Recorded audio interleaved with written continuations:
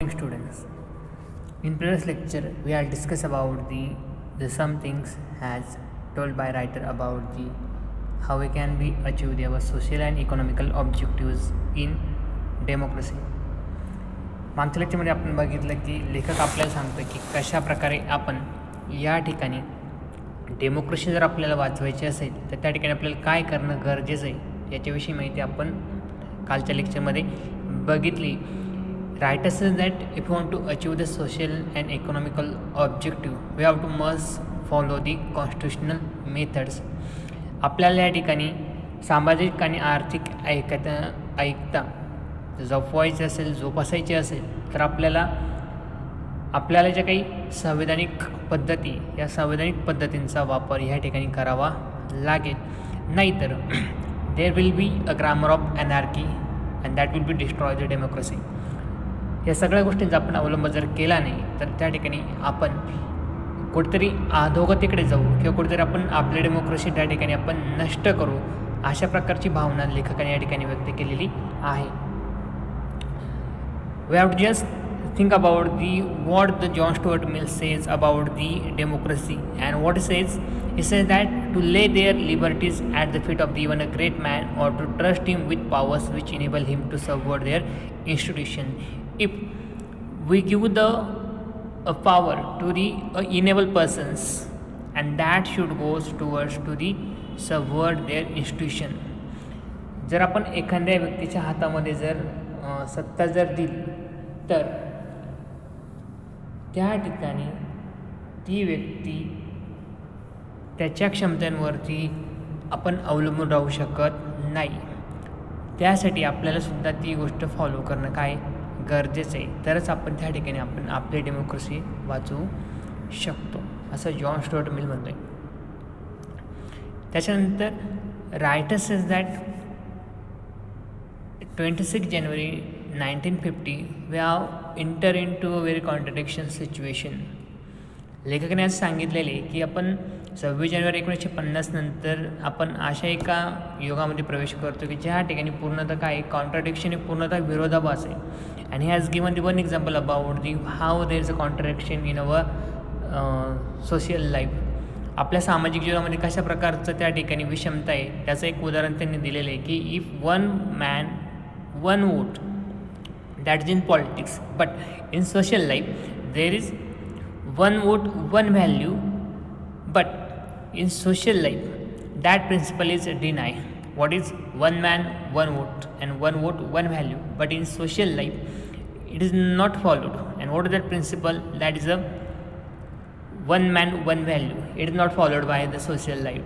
हे आपल्या सामाजिक जीवनामध्ये पाळलं जात नाही. and therefore writer says that it is very contradiction.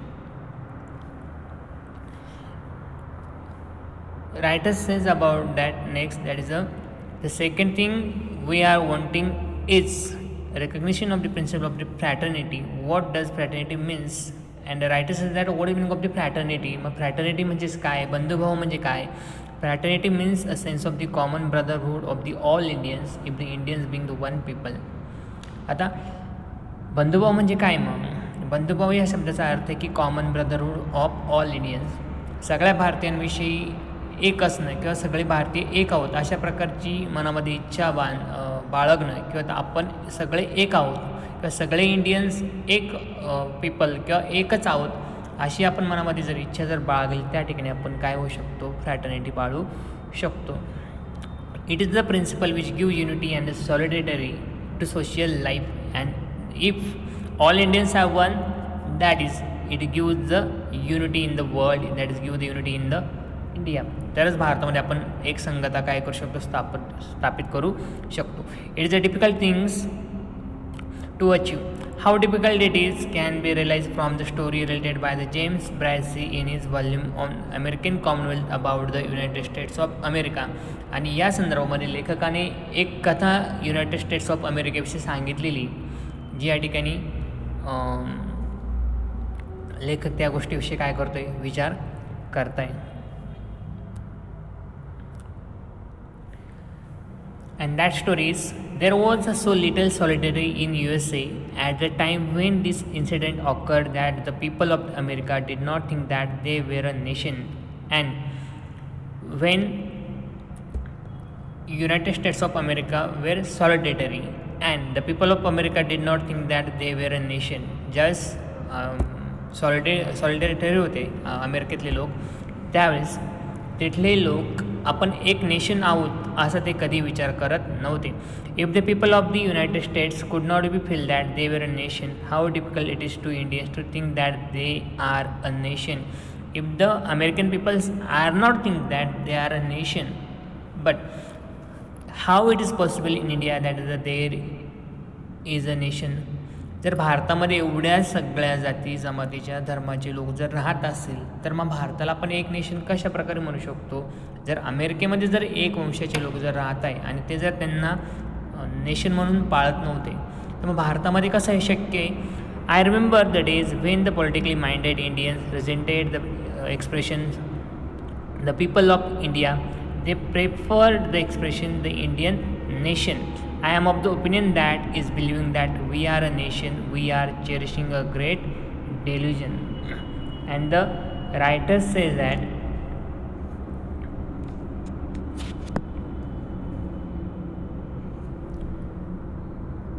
I am of the opinion that is believing that we are a nation. आणि लेखक म्हणतो की yes, I am according to my opinion, yes, I believe in a nation.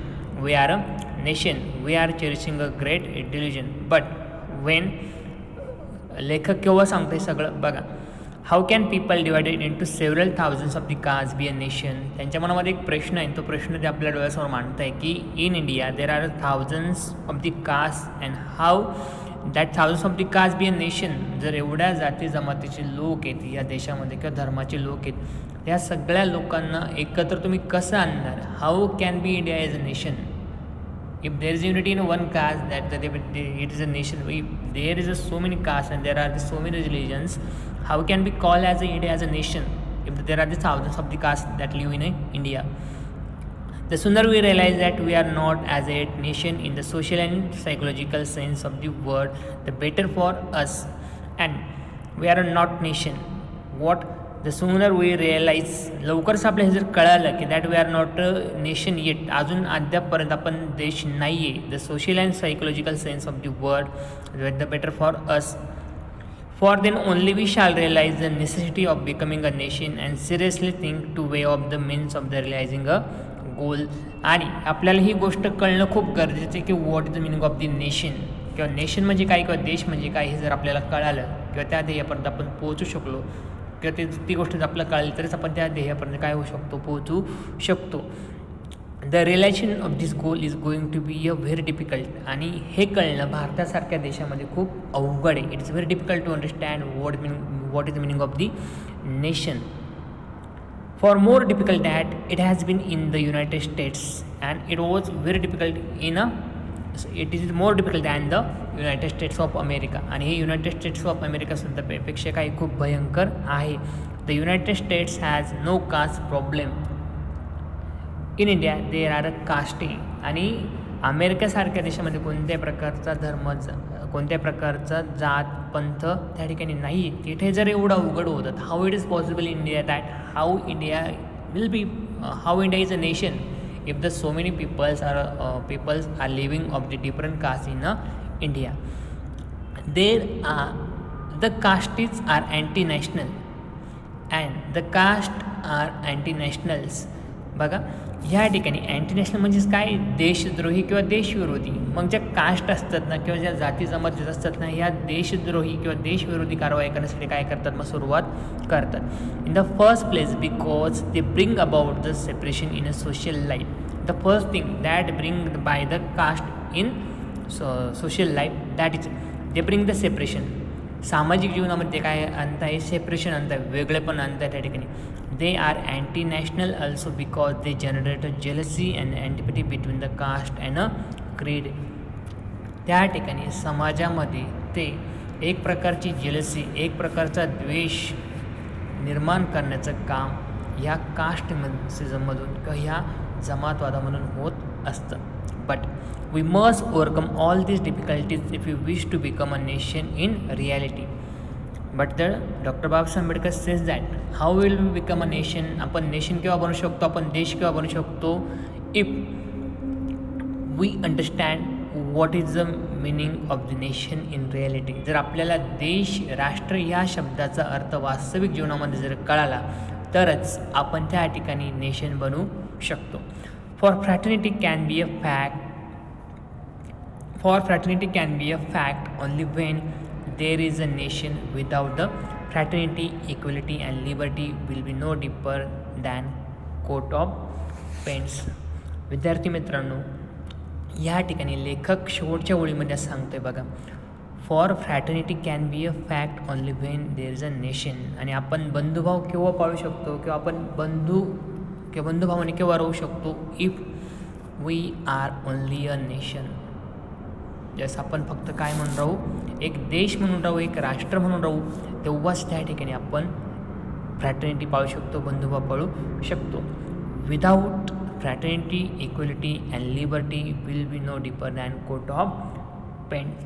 आणि लेखक असं म्हणतो आहे काय, जर बंधुभाव नसेल, समता नसेल आणि स्वातंत्र्य जर नसेल तर ह्या गोष्टी केवळ एक वरवरचा मुलामा ठरतील. It means that it is not a reality. It is not a reality. म्हणजे ह्या ज्या गोष्टी आपण खूप प्रामुख्याने पाळतो, ज्या गोष्टींचा आपण खूप प्रामुख्याने विचार करतो की yes, India is a country of the fraternity equality and liberty, but it is not possible if we are become a nation. आणि जोपर्यंत आपण नेशन बनू शकत नाही तोपर्यंत आपण ह्या ठिकाणी ह्या सगळ्या गोष्टी एक मुलामा म्हणून असतील. तर त्या 3 गोष्टी कोणत्या आहेत, fraternity, equality and liberty.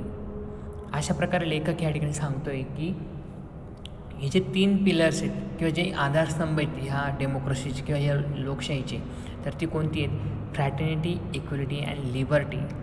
And we have to must follow all this things if we become a nation. All of you understood this lesson very well. So thank you for listening. Thank you for watching. Thank you.